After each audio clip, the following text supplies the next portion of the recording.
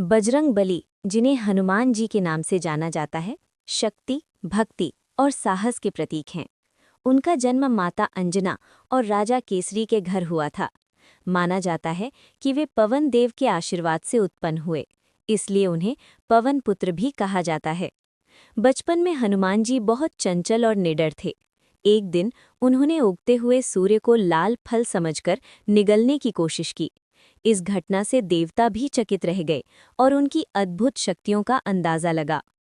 हनुमान जी को कई दिव्य वरदान प्राप्त थे, लेकिन बचपन की शरारतों के कारण ऋषियों ने उन्हें श्राप दिया कि वे अपनी शक्तियों को भूल जाएंगे जब तक कोई उन्हें याद न दिलाए। यही कारण था कि वे अपनी असली ताकत को समय आने पर ही पहचान पाए। समय बीतने के साथ हनुमान जी की मुलाकात भगवान राम और उनके भाई लक्ष्मण से हुई।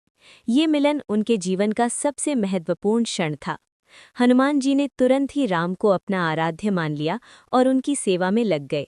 जब रावण ने माता सीता का हरण किया, तब हनुमान जी ने राम की सहायता करने का संकल्प लिया। सीता जी की खोज में हनुमान जी समुद्र तट तक पहुंचे।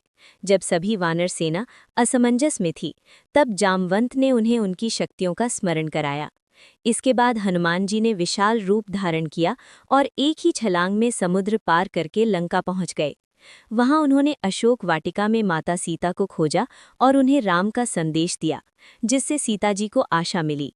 लंका में हनुमान जी ने अपने पराक्रम का परिचय देते हुए रावण की सेना को परास्त किया।